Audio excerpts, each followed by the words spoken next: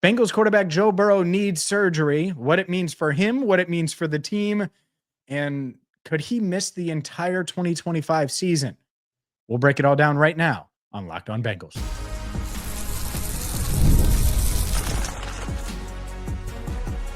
You are Locked On Bengals, your daily Cincinnati Bengals podcast. Part of the Locked On Podcast Network, your team every day. Hi again, everyone, and happy Monday. Unfortunate Monday. This is the Locked On Bengals podcast. I'm James Rapien. We'll do a full show with Jake Lisco coming up later on Monday. Zach Taylor scheduled to talk. We're scheduled to be in the locker room, hear from Dan Pitcher, but had to get to the breaking news of the morning. Joe Burrow, well, let's be honest here. He could be out for the season. And I think that's where I want to be very, very direct. Everything that I look at and I read, Joe Burrow needs surgery on this turf toe that he suffered, this turf toe injury on his toe on his left foot. And when you look at it, 3 months is the minimum.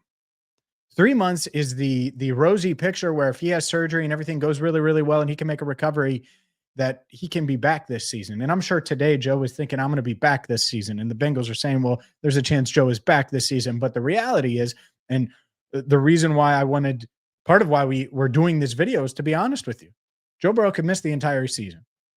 Joe Burrow might not be back this year. And there's a lot in the grand scheme of things to react to when you hear that sentence. But let's just go surface level in the moment, what it means for the 2025 Bengals, what it means for Joe Burrow. First things first, you start 2-0 and you get off to this start that everyone was talking about that you needed to do. You needed to start fast. And they did it. The first time in the Zach Taylor era, they get to 2-0. But everyone listening that's a Bengals fan would certainly rather be 0-2 and have Joe Burrow. Because at minimum, you're missing him for 11 games. Let's just paint the rosy picture and say he's back for that December 14th game against Baltimore. That's 11 games missed. Minimum. And I think that's the rosiest of rosy pictures. I've seen a lot of people say, Duke Manyweather said, I had this exact injury, and, you know, there are different grades to it. Joe Burrow is reportedly dealing with a grade 3 injury, which means that the ligaments in that toe have torn.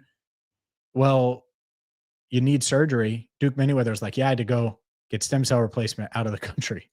And so who knows? Maybe Joe does that. Maybe that helps. Maybe he is able to return. And I think he's going to exhaust every option, every fiber, everything in his being to get back. But this is just such a gut punch. This is such a gut punch after Joe had the best training camp of his career. And the reason I was so repetitive for the everydayers out there, and shout out to the everydayers. And if you're new to the pod, well, guess what? We're the only daily Bengals podcast out there, and stay with us because we're not going anywhere regardless of what happens on the field. This is your team every day here with Locked On Bengals. But to me, the camp that he had was just, I was like, man, he's better now than he was last year when he's putting up all these records. He does not have a bad day of training camp. And then he goes out there in the preseason and leads them on 4 touchdown drives on 5 possessions, including one of those with backup receivers in. And you're like, this guy is ready to go. And then the season starts, and they were good in that first half against Cleveland last week. And then the second half was awful. And they start really slow against Jacksonville. They have the 1 touchdown drive, but it's not like that possession in the second quarter when he got hurt was going well. And this offensive line was frustrated for sure with their performance in the first half. Ted Karras made that clear that we got our butts kicked in the first half. And that's when I was like, man, this is scary. As Joe Burrow is, and this is Sunday after the game, I'm talking with Ted. I'm in a scrum with Ted. There's multiple media members around. And Orlando Brown Jr. is a couple lockers over, and he's talking to a media member. And then I see Joe in the background leaving, and it's boot on his foot, crutches, and you're like, oh, this just doesn't feel good. You know, the tone from Ted, the tone from Orlando, the tone from other guys in the locker room combined with that side of Joe. And so, yeah, this is the nightmare scenario.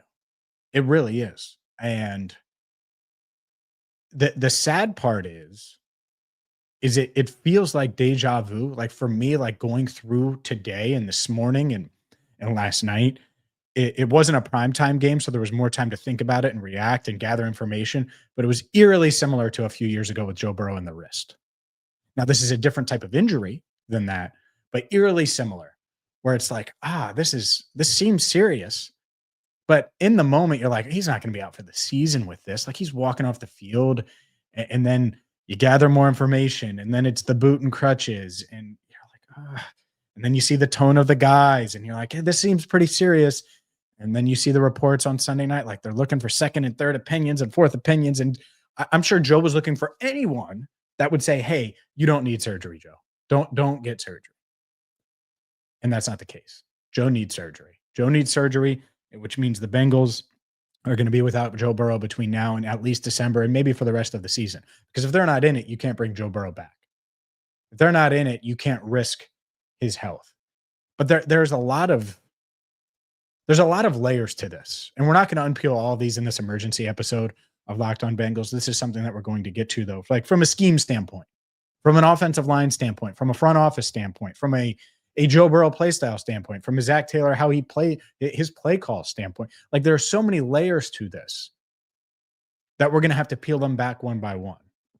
But what I'm going to do is I'm going to dive into kind of an overview of what some of these layers are, my initial thoughts that are certainly subject to change. It's funny. I was texting with a buddy last night, and when stuff like this happens, naturally, it comes with the territory, is your phone blows up and it's like, is Joe okay? Is Joe okay? Is Joe okay? And you have a bunch of messages. And during the game, obviously we didn't know. And as things start to unfold, post game, I text him back. I said, this is a week's thing. This is not like a week to week type thing where he's back next week. And if he's not back next week, he's back the week after. Like you could just tell. And when that report came out last night, he's like, this is months, not weeks. And I was like, well, these things are fluid. They change in a hurry. So let's dive into an overview of all the layers that come with this, from Jake Browning getting an opportunity to how the Bengals are in this position.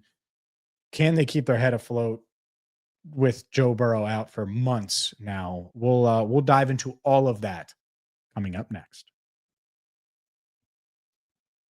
This emergency episode of Locked On Bengals is brought to you by Mazda. Mazda crafts cars for those who do more than simply move. They deliver confidence with every ride with more IIHS top safety picks and awards than anyone else.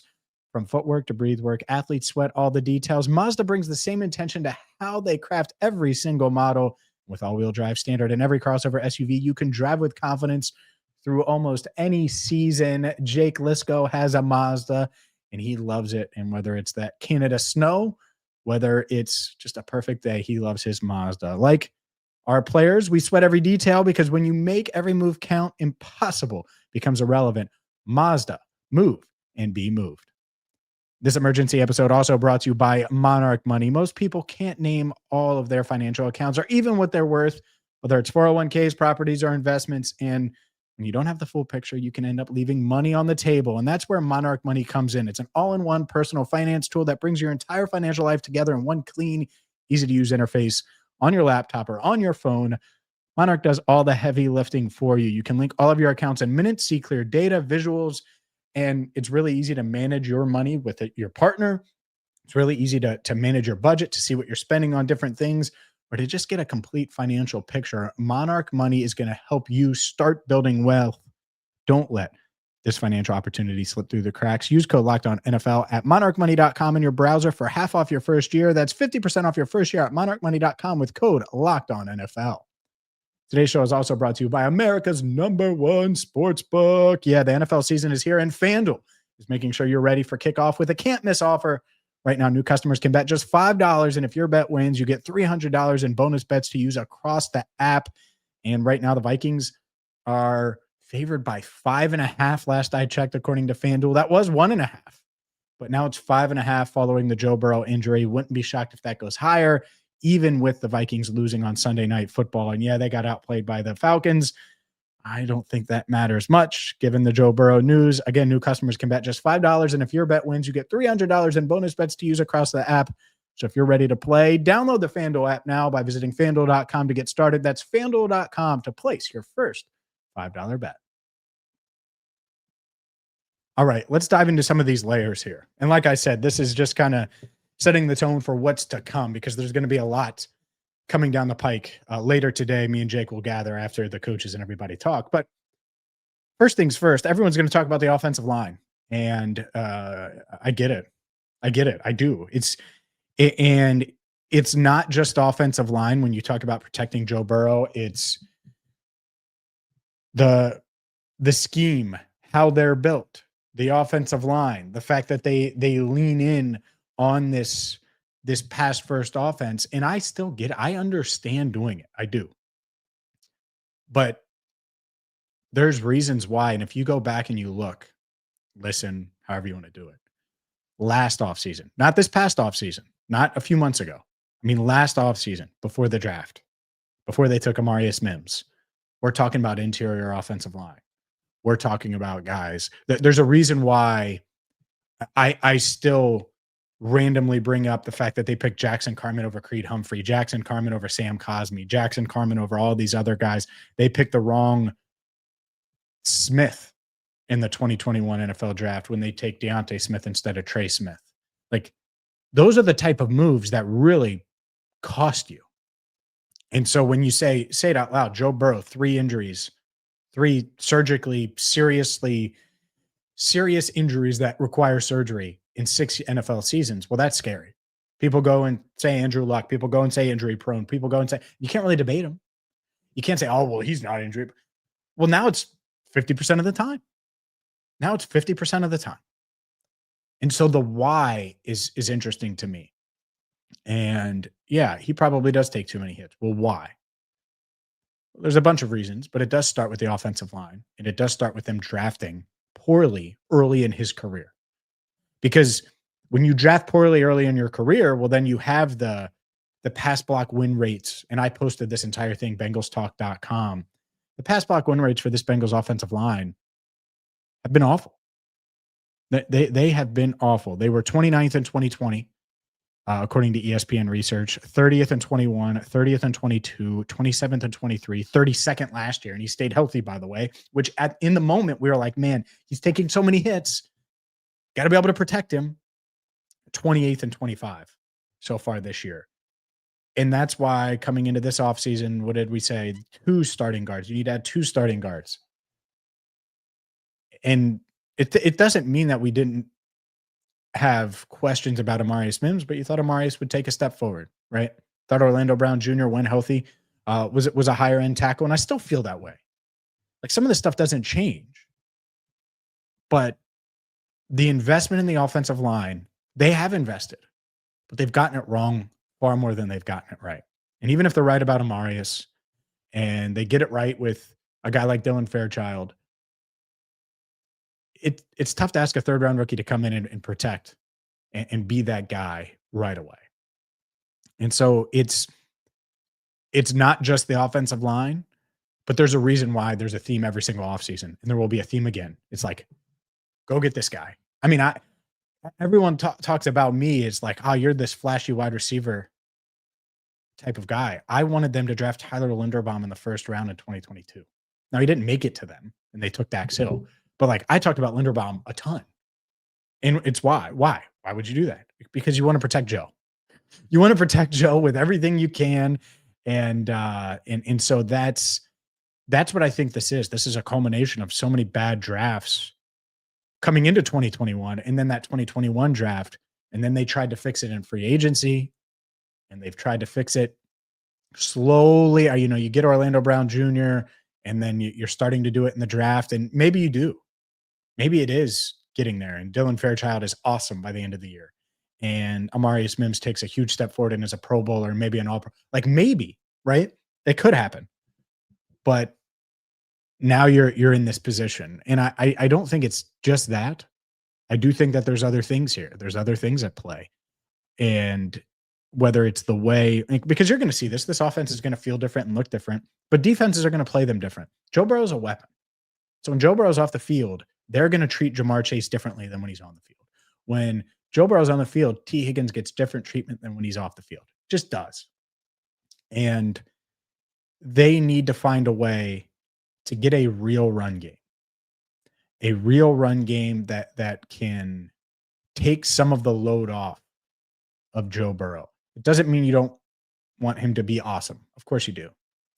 But when I think of, and maybe it's quick, short passing game as well, like very quick, like New England style Tom Brady.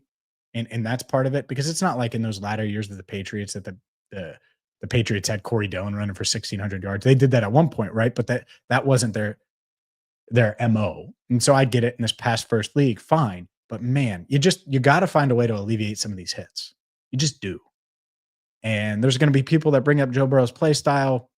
Fine. His 3 major injuries didn't come with him ad-libbing and moving a ton in the pocket. It came with him out of the pocket. It came with him taking hits in the pocket. He lands on his wrist, hit. The ACL in the pocket yesterday and on Sunday. That's him getting hit and getting sacked in the pocket. And so it's tough. It's tough. I mean, there's so many things that, like Zach Taylor's play calling, that's going to be discussed. The scheme going to be discussed. And things do need to be adjusted. There's just no doubt. There's just no doubt. Things shouldn't feel as stopped up for this offense as they do at times. And this year it felt the same way. Like last year, that was my big gripe. Like everyone said, oh, the offense is great. The defense, it's like, yeah, the offense was good. I never thought the offense was great last year. I thought they had a few great players that made great plays, but that was not a great offense down in and down out. That was a good offense that had some elite greatness with Joe Burrow, Jamar Chase, and when he was out there, T. Higgins. And that really changed things. And it made it feel like, oh, yeah, they're a great offense. I think they were a good offense. So if they're going to get great, they're going to have to find a way to keep Joe upright, Joe healthy. And that's going to be, honestly, if we don't see him all season, it's going to be a huge offseason question. It is. Meanwhile, they're going to have to turn to Jake Browning. We're set to hear from Dan Pitcher on Monday. We're set to hear from Zach Taylor on Monday. I will be in the locker room in a few hours, and then me and Jake will get back together, huddle up, and do our full show. I'm sorry. I'm sorry, ladies and gentlemen. It sucks. It sucks. It's awful news. It's nothing that I want to cover. It's nothing that you guys want to deal with. I know the Bengals obviously don't want to deal with it, and Joe certainly. I'm sure no one's more heartbroken than him right now. So awful, awful news, but we're going to have you covered. Stick with us. That would be my message. Stick with us. We're going to have you covered. We're going to bring you daily Bengals coverage and the latest from Paycor Stadium later today. Until then, thank you so much for watching and listening. A special emergency edition of Locked On Bengals. For Jake Lisco, I'm James Rapien. Thank you so much for watching and listening to the Locked On Bengals podcast.